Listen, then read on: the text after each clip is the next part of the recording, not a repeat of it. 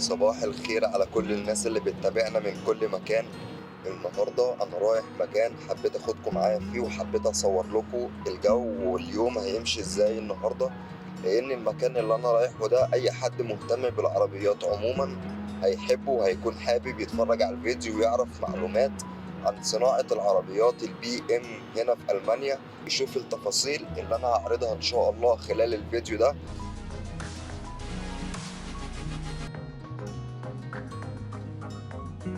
هنروح كمان شركة بي ام نصور حاجات من جوه وهوريكم الفكرة ماشية ازاي من هنا. هنروح دلوقتي ميونخ نشوف الكلام ده مع بعض وهنصور كل حاجة بالتفصيل وهنتكلم عن كل حاجة.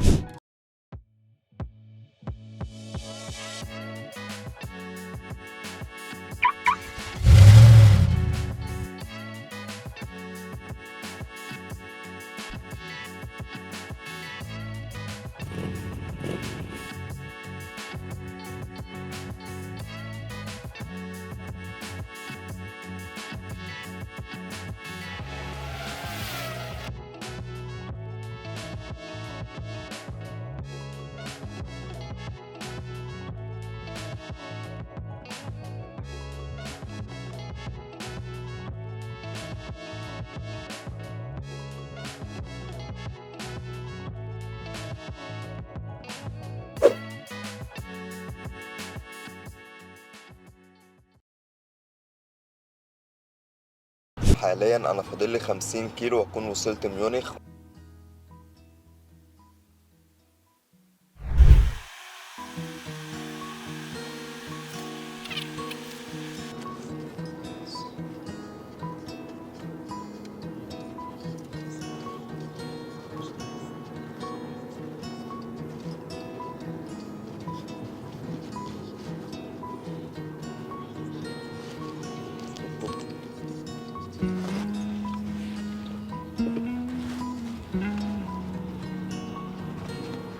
طيب انا خلاص وصلت والمبنى اللي ورايا ده المبنى الخاص بتاع بي ام. هحاول دلوقتي اخش من المدخل واصور لكم باقي التفاصيل. هصور لكم دلوقتي المبنى ده بشكل افضل من كده وهعرض معاكم اللقطات. يلا بينا.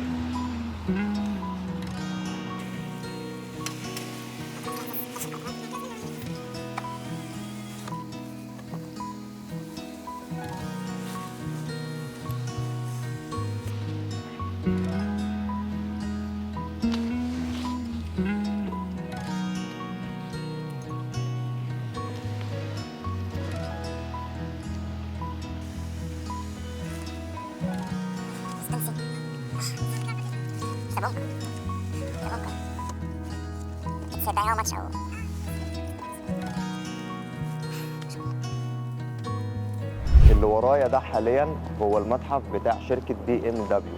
المفروض ان انا اخش من هنا، ده الانترانس او اللي هو المدخل بتاع الدخول. نخش دلوقتي ونكمل بقية الفيديو بتاعنا من جوه. يلا بينا. سونس.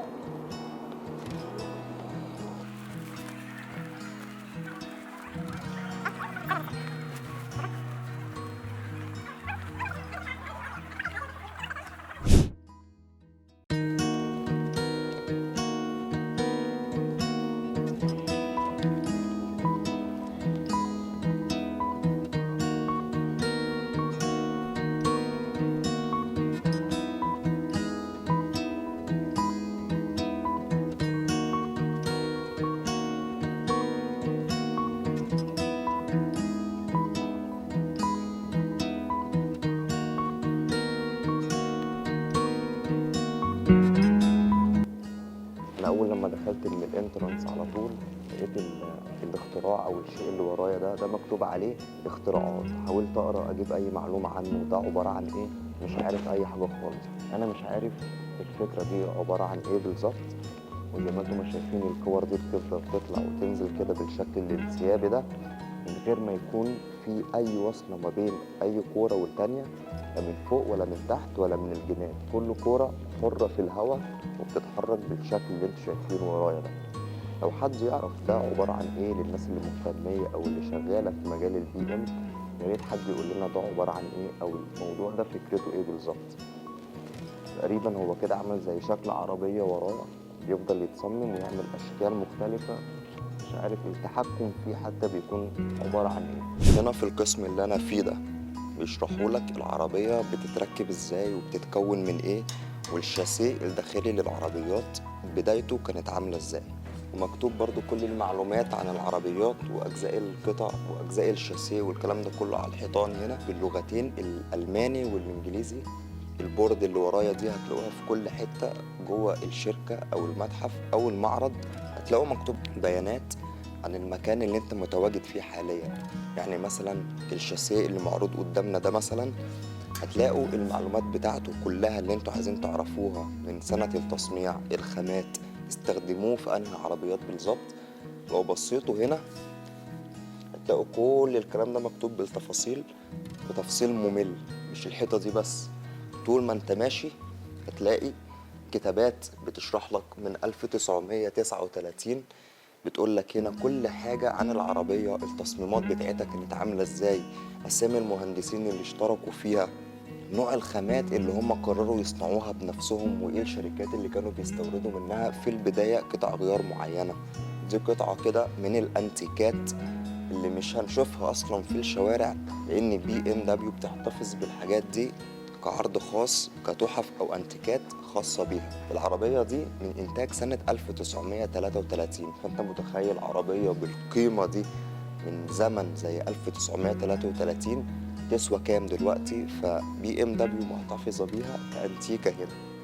دلوقتي ده قسم الموتوسيكلات بتاع شركة بي ام، لأن شركة بي ام زمان كانت بتصنع مواتير طيارات، ودلوقتي احنا في قسم الموتوسيكلات.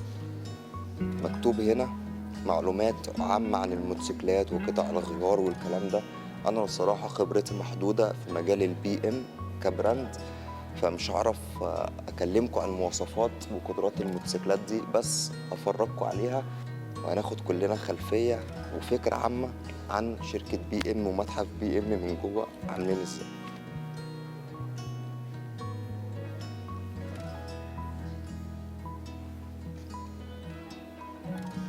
الطرقة دي عبارة عن كل موديلات بي ام من الأقدم للأحدث في الممر ده. العربية دي مثلا أول عربية هنبتدي بيها دي اسمها بي ام دبليو 1600. العربية التانية معانا اتصنعت 1981، اسمها بي ام دبليو 323 اي.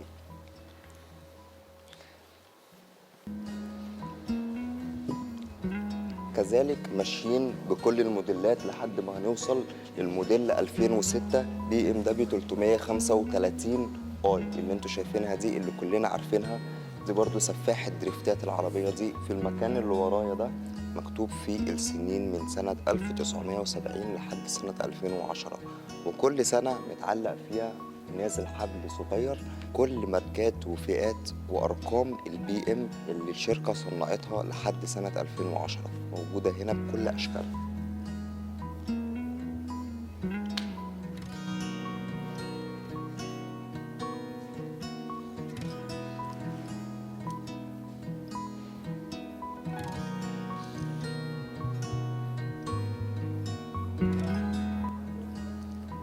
دلوقتي احنا في القسم او في الغرفه بتاعت المواتير، وزي ما احنا عارفين ان بي ام كانت بتصنع حتى مواتير الطيارات. يعني على سبيل المثال الموتور اللي انتوا شايفينه ده محرك طيارة كانت بي ام بتصنعه زمان خالص قبل ما تبتدي وتوجه كل اهتماماتها لتصنيع العربيات. هنا برضو بيوروك العربية بتفاصيل أكتر. يعني هنا انت ممكن تقدر تبص على تيل الفرامل، ممكن تحرك الكاوتش ده، ممكن تشوف خامة الكاوتش نفسه، تقدر تبص بعينك كده هنا جوه. هنا كل التفاصيل الداخلية عن العربية موجودة هنا، عملوا على كل حاجة تخص العربية، كهربة العربية، الاير باك بتاع العربية. ده طبعا أنواع مختلفة من المواتير، في منها القديم والجديد. هنا بيبقى مكتوب كل المعلومات عن الموتور ده عموما.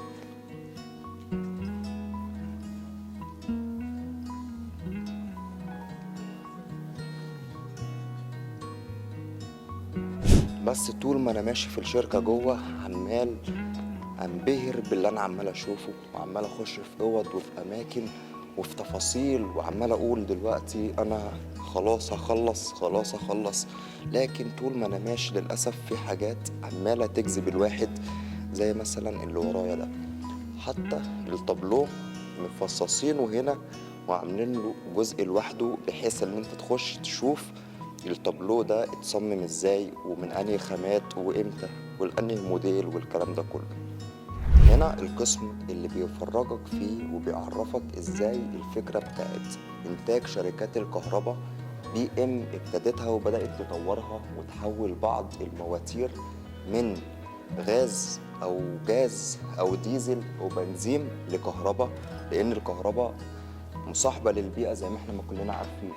ده عبارة برضو عن سكوتر او موتوسيكل كهربائي من شركة بي ام دبليو. هنا بيوريك البلاطات بتاعة الكهرباء. العربية الكهرباء بتبقى عبارة عن ايه من جوه، ان زي ما احنا ما كلنا عارفين العربيات الكهرباء ما بتبقاش فيها موتور، فكلنا بنفضل نتخيل شكل العربية الكهرباء زي عاملة ازاي. فهو ده شكل البلاطات بتاعة الكهرباء وشكل الجزء السفلي اللي بيبقى راكب اللي بيولد لك الكهرباء وبيتم فيه الشحن والكلام ده كله. بيوروك هنا برضو البدايات القديمة خالص لموضوع الكهرباء معاهم، كان منظر البطاريات. هنا مكان الموتور شكله عامل ازاي، ده شكل البطاريات زي ما انتم شايفين بدل الموتور الحالي. وده المبنى حاليا اللي انا قلت لكم اللي احنا هنخشه. احنا جوه حاليا داخل المبنى ده تحت خالص، ودخلنا من هنا من باب الانترانس. يلا نكمل بقية طريقنا ونشوف احنا ممكن نشوف ايه تاني.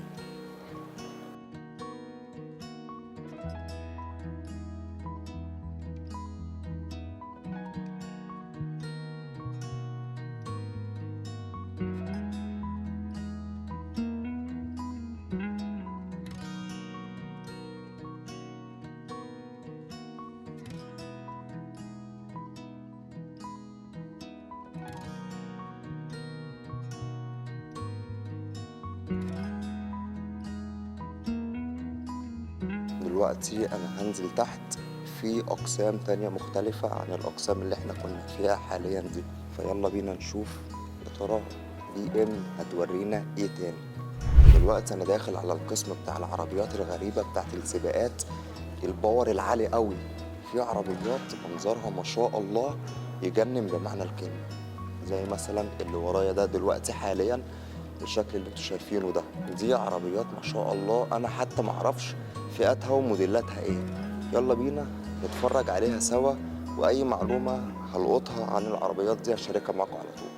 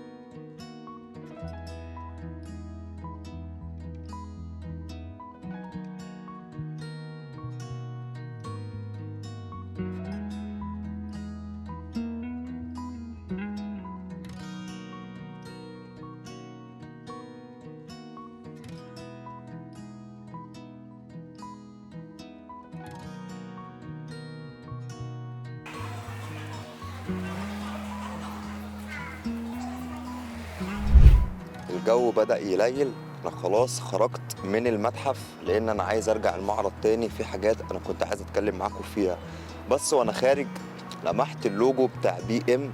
الشركة عاملاه هو لوحده كده مدور فوق خالص ومنور بالليل، مفيش اي حاجة جنبيه، شكله تحفة ومميز جدا في وسط ميونخ كلها. بتقدر تشوفه من خلال الطيارات، ولو انت ماشي بأي عربية في اي مكان بتقدر تشوف لوجو شركة بي ام. الارتفاع الهايل ده اخره لوجو بي ام ومنور. هحاول دلوقتي اجيبه لكم بالزوم اوريكم شكله الى حد ما عامل ازاي. هو ده المبنى، انا كنت هنا في المتحف. المبنى فوق خالص، ده انت بتقدر تشوفه بقى من اي حتة في ميونخ حوالين المكان ده. وبرضو خلال الطيران بتشوف اللوجو ده واضح. شفت انا فيديوهات جوه المتحف عن المبنى ده شكله بيبقى عامل ازاي بتصوير الطيران من فوق. ويا ريتني كنت جبت الدرون معايا علشان كنت طلعت صورت لكم الكلام ده، بس الجو الصبح كان فيه مطره وكان مغيم وكان قالب وكان فيه شويه رياح، ما جاش في بالي اللي انا ممكن اخد الدرون واصور الكلام ده. بس اديكوا شفتوه الى حد ما لكننا طلعنا فوق بالدرون برضو. يلا بينا نكمل طريق، يلا بينا نخش المعرض.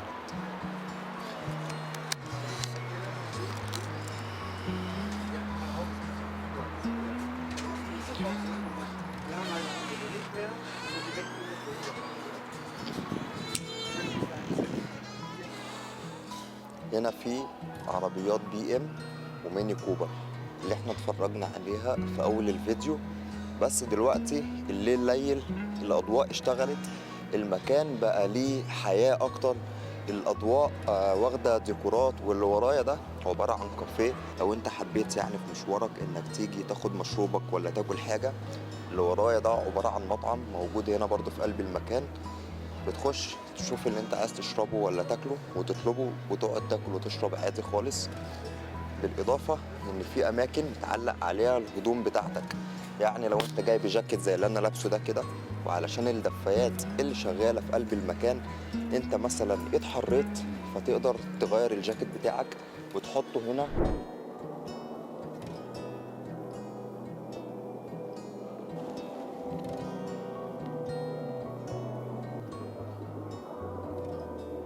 وانت في قلب المعرض هتلاقي الاماكن اللي انا موجود فيها حاليا دي، ودي الاماكن اللي خاصه بالاستراحات.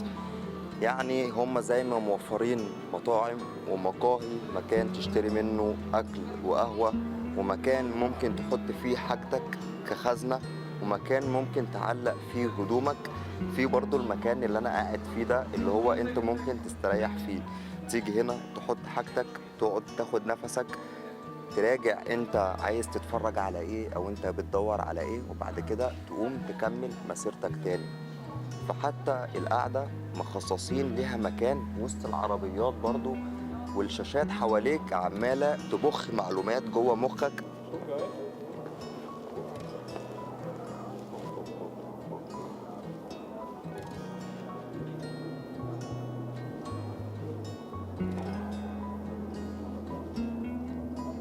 هنا بقى في القسم ده انت ممكن تيجي تقعد على الموتوسيكل كده تشوف هل هو مريح في القعدة بتاعته، مناسب، هل انت حابب شكله وانت قاعد ولا لا. القسم اللي انا فيه حاليا دلوقتي ده قسم العربيات الاكس درايف، العربيات الكبيرة العالية الكهرباء. اسعار ما شاء الله عالية، اسعار خرافية، وبرضو امكانيات خرافية مقابل السعر المعروض. في عربية قدامي مفتوحة من الجنب، الغرض من اللي هم عاملينه ده اللي هم يوروك تفاصيل العربية من الجنب عاملة ازاي. وبكده يبقى انت خدت معايا جولة جوه متحف بي ام والمعرض، وخدت فكرة سريعة انت زيارتك لو جيت هنا هتكون شكلها عامل ازاي وهتكلفك كام بالظبط وايه اللي انت هتشوفه جوه. تقييم الشخصي للمكان هو 10/10، لان انت بتيجي المكان ده في كل الوسائل اللي انت ممكن تحتاجها للترفيه، في كل الخدمات اللي انت ممكن تتخيلها، من حمام لاكل لشرب لاستراحات لاماكن تعلق فيها هدومك لخزن للكلام ده كله. فالمكان انا بصراحه شايفه من اجمل الاماكن اللي انت ممكن تزورها في ميونخ لو انت مهتم بمجال العربيات عموما، او انت عايز تتطلع على عالم بي ام عامل ازاي. كل المعلومات هتلاقيها هنا من ساعه ما هم بداوا الشركه، ايه المنتجات اللي صنعوها، كام فئة هم صنعوها، ايه التجددات والتغيرات اللي حصلت في الشركة. كل ده متوفر هنا، انت ممكن تعرفه يبقى زيك زي اي واحد عنده خبرة كبيرة في البي ام من خلال زيارتك للمكان ده اللي هو مجاني. تمام. الفيديو بتاع النهارده بتاعنا خلص لان هم بدأوا يشغلوا مزيكا في المكان زي ما انتم سامعين في الباك جراوند. التصوير هيبقى صعب، وكمان بقى في ناس كتير اكتر من الاول، وكمان انا يعتبر 3/4 اللي موجود انا اتكلمت فيه ووريته لكم. فاتمنى لو الفيديو عجبك ما تنساش تشترك معايا في القناة وتديني اللايك الجميل علشان اعرف ان الفيديو عجبك، لان اللايك والشير بيدعموا جدا، وانا في الفترة دي محتاج دعم كل شخص لاني انا لسه في بداية القناة. اتمنى ان انا اكون قدمت لك محتوى او فكرة او معلومة جديدة. اشوفكم في الفيديوهات اللي جاية ان شاء الله. سلام.